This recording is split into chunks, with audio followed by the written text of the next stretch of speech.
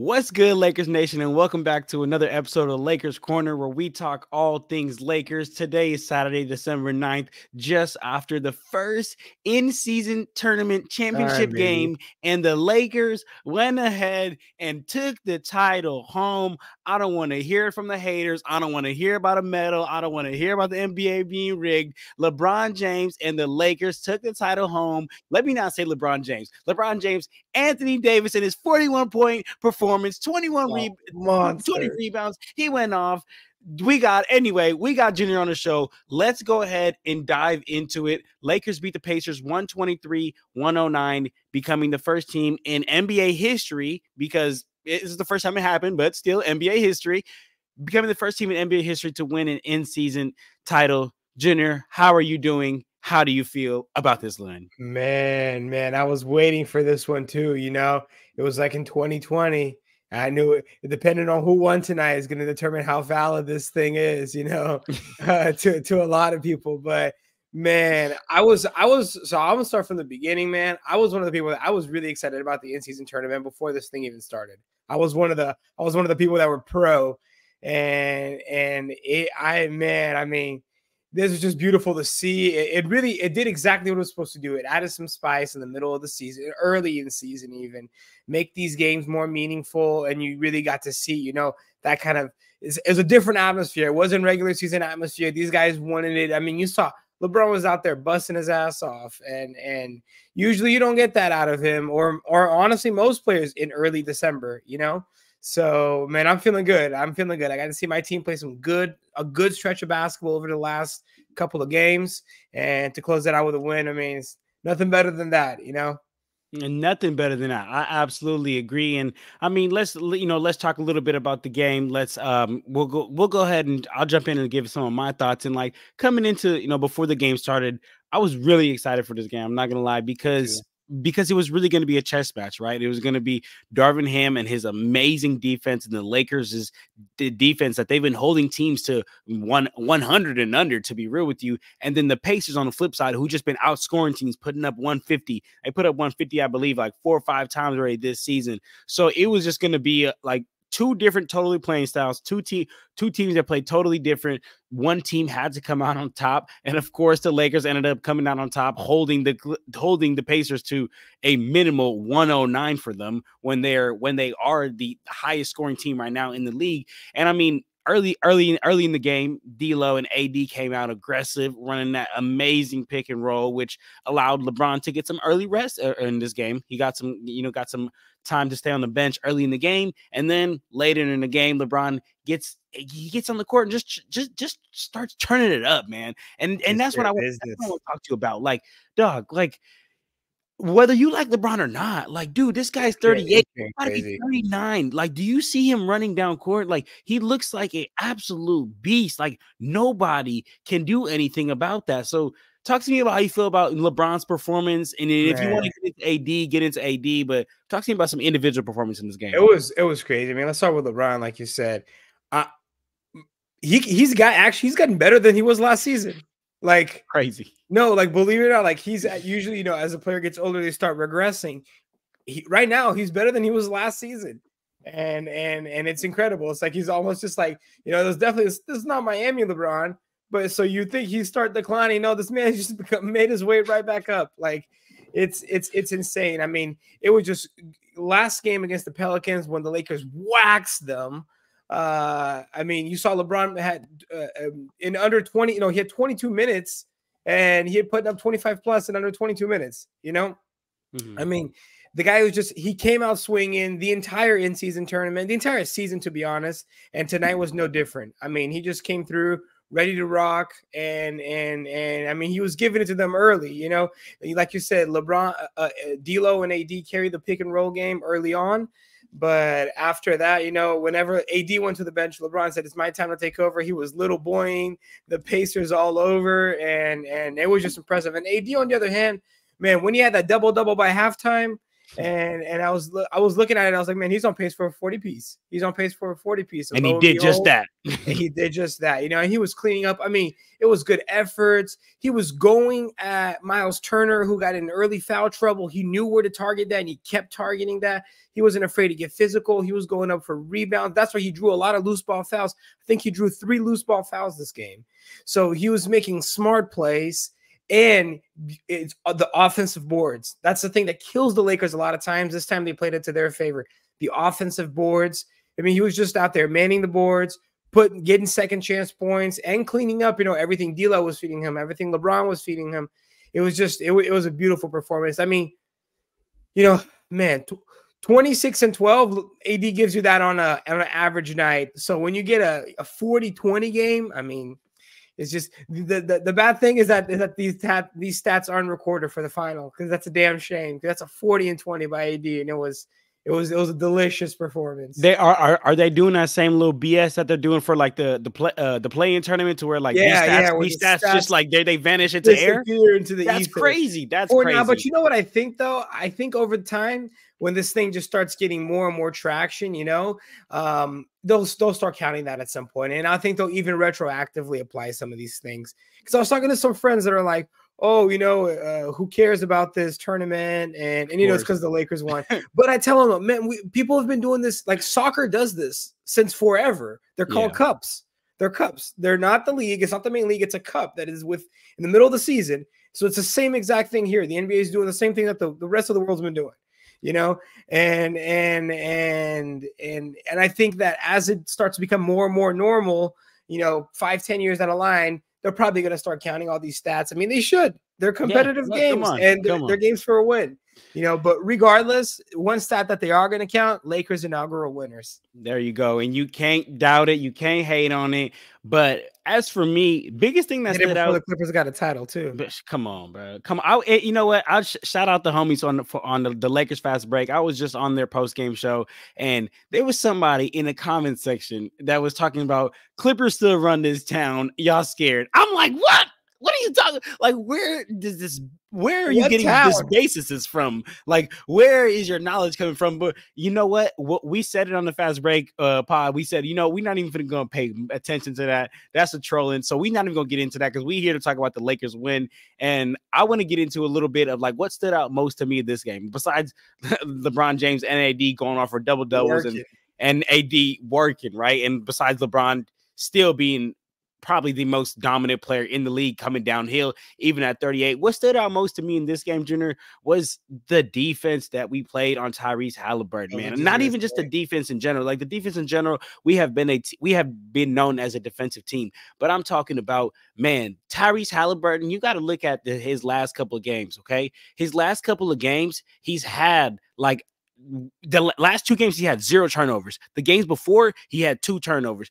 The game prior to that, I believe he had 2 turnovers. Tonight, 3 turnovers, and 2 of those turnovers came in the first quarter because Darvin Ham was sending that early trap on the double teams. Every single time Tyrese Halliburton would try to get a pick, whether it be a high pick and roll or whether it be a mid pick and roll, the big AD would step up and they would double Tyrese. The Lakers are some trees, so he would have nowhere to go. It'll be a Jared Vanderbilt or a Cam Reddish or an AD doubling him, putting their hands up. He ain't got nowhere to go. Where we were playing amazing help side defense, and like it's not even just the Lakers defense to me that's what did it, but it's a Lakers defense on Tyrese Halliburton. And like this is one thing that I always talk about with some of my homies that I be hooping with, and like some of the homies, they nice. So once you get the ball, it's kind of hard to stop them, because now they got the ball. But if you can do your work early and not allow them to get the ball, not allow them to get in position,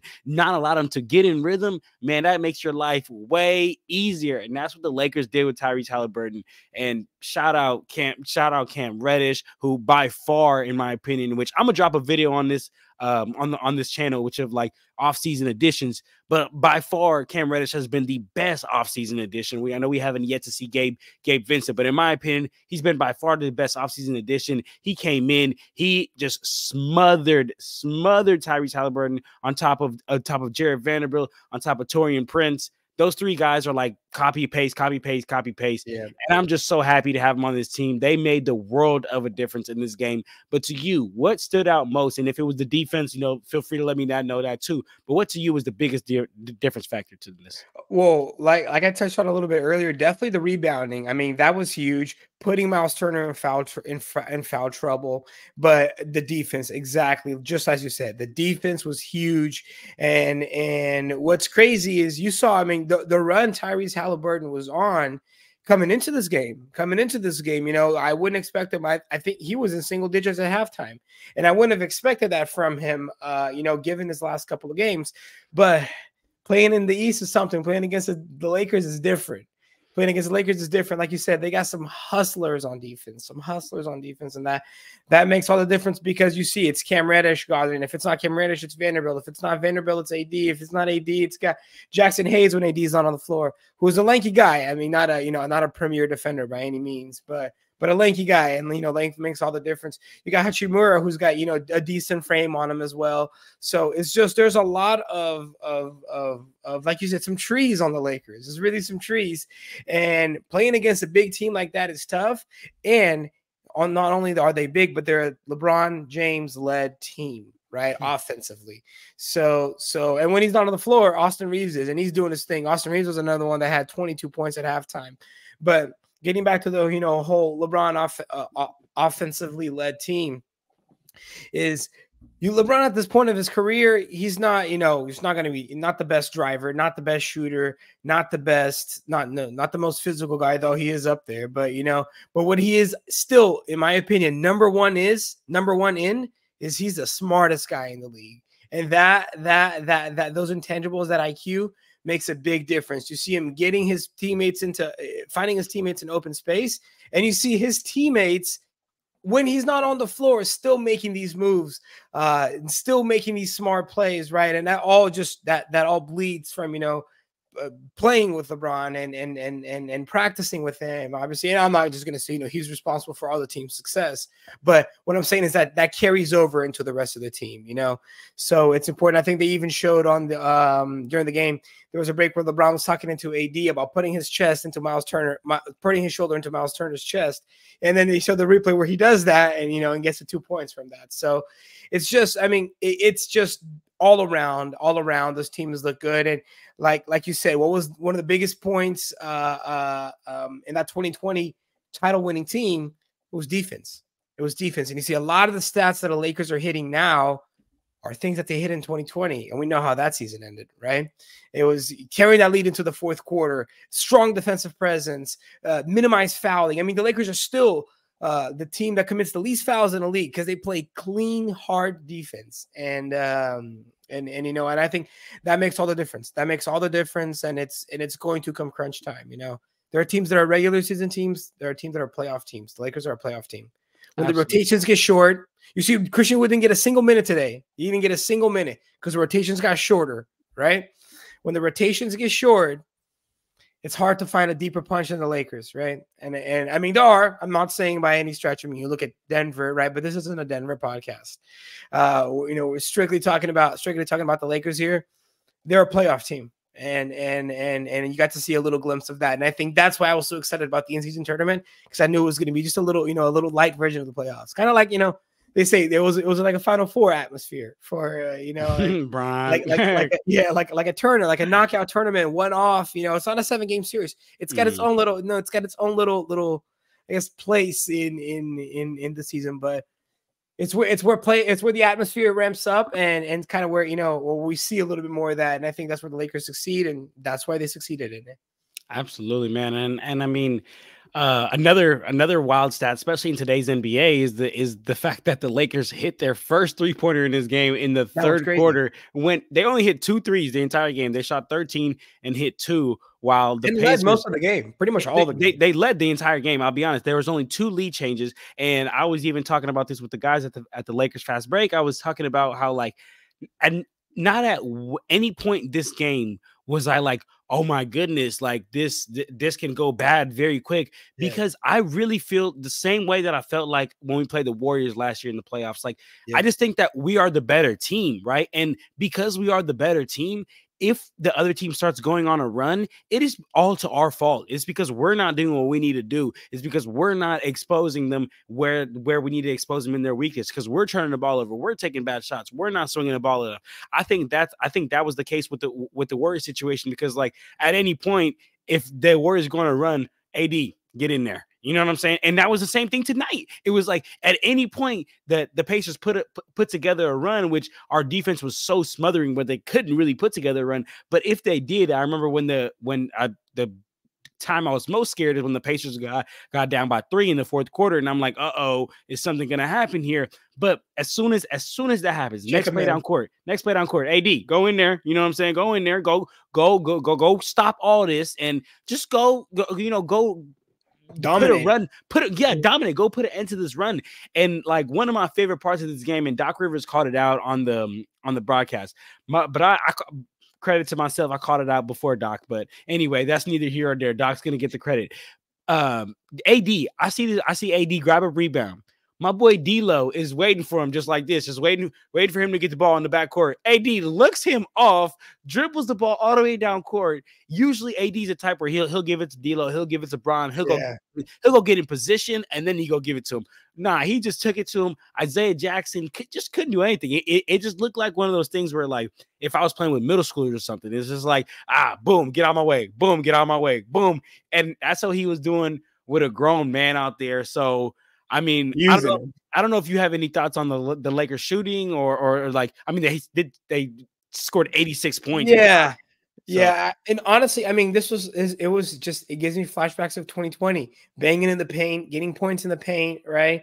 I mean, that was the one you brought up, that the Lakers, only hit 2 threes this game. And I said that they led the whole game. Like, that's what I was really getting at. Like, how often does that happen?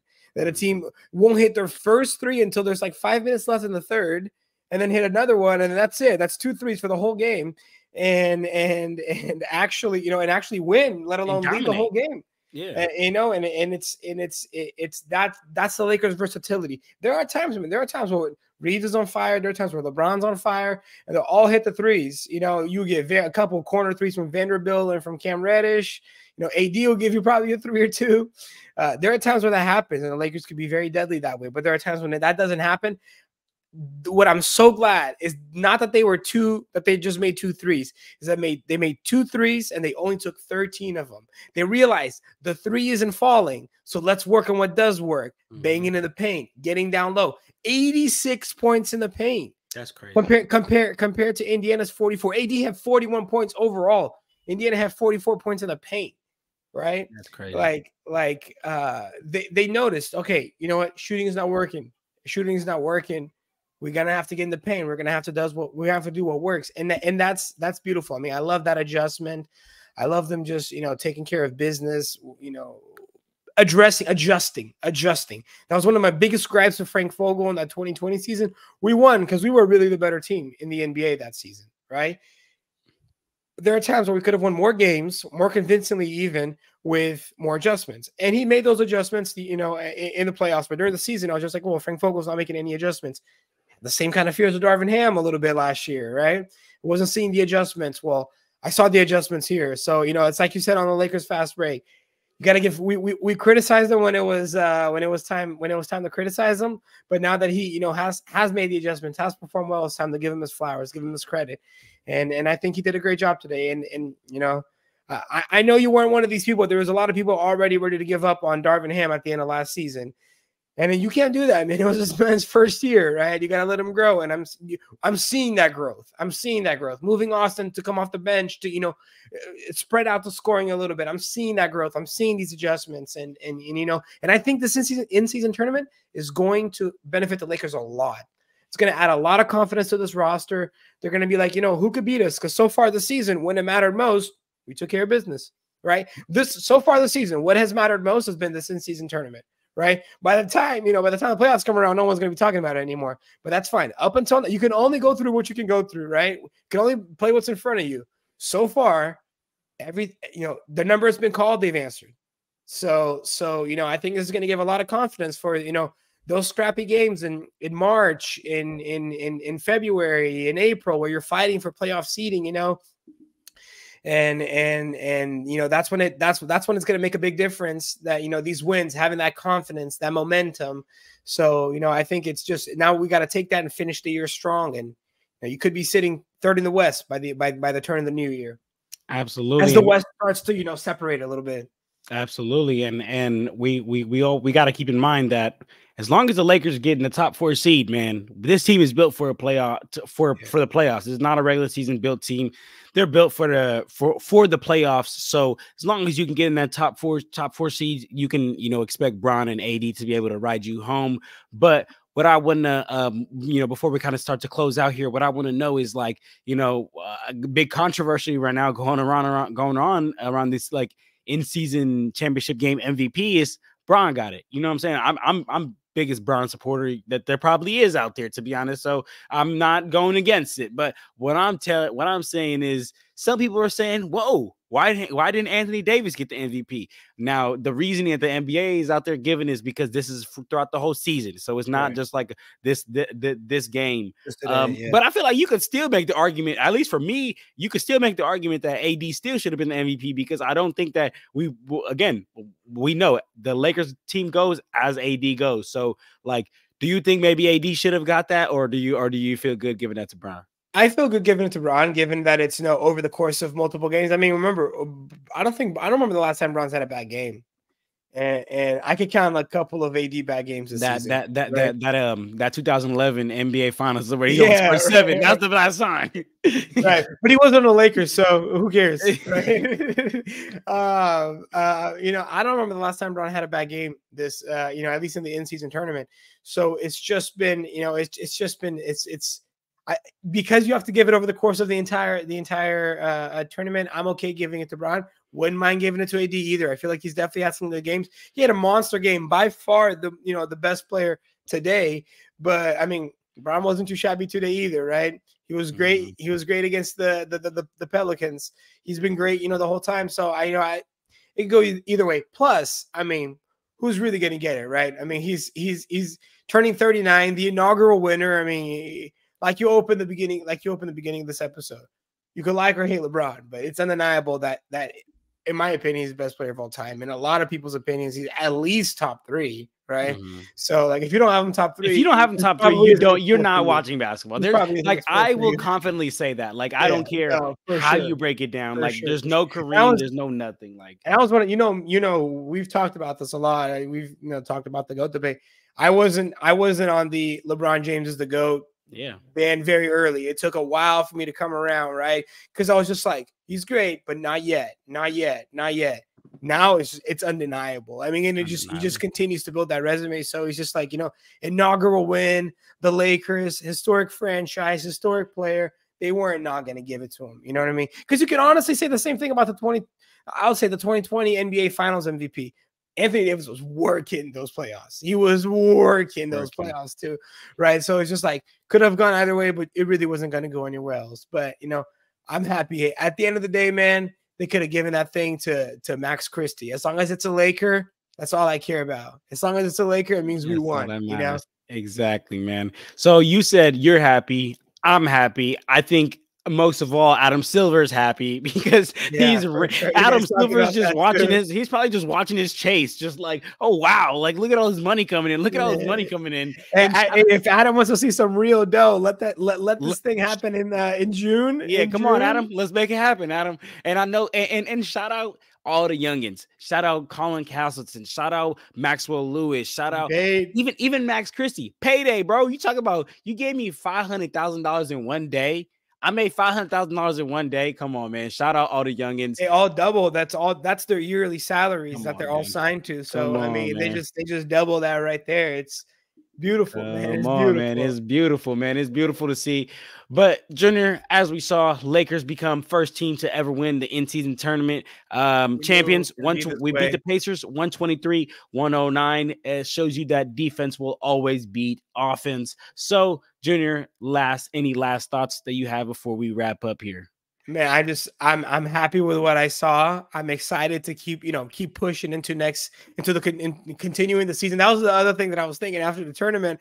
I was like, oh, it's not, we don't have to wait until the next season to get some basketball. It's back this week. It's not like after the finals, when the finals ends, you're just like, oh man, now we got a while until the season starts back up again. No, we start right back up on Tuesday.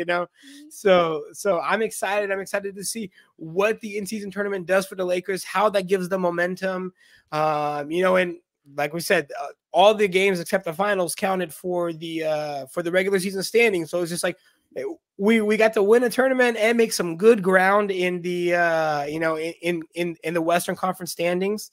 So it's beautiful. I'm excited to see how we're going to continue, take this momentum, push forward. Like I said, I would love for us to be sitting in a top 3, top 4 in the West come the beginning of the new year, and it's very doable. Very doable, very doable, really realistic.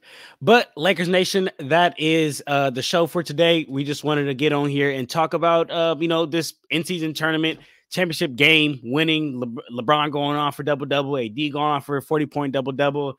It was a beautiful sight, man. Monster game. 41, 25, and five assists too. Don't sleep on that. 4 blocks on top of that too. Monster game. And overdue for one of those. Most of all, shut down one of the most greatest offense, not the greatest, but the best offense right now that we're seeing in the league with the Pacers. Like it was nothing. Like it was nothing, man. Shout out AD, shout out the Lakers. Junior, thank you for coming on. For the family out there, make sure you guys subscribe, make sure you guys comment. Check us out, man. We'll always be dropping all things Lakers for the Lakers corner, man. We in the corner and we talking Lakers, man. So yes, sir. Junior, we out of here, man. You got any last words you want to say? No, that's it, man. Let's go Lakers. Let's go take this. I want to see more of this because it was beautiful. It was beautiful, man. Indeed. All right, Lakers Nation, we out of here, y'all. Deuce.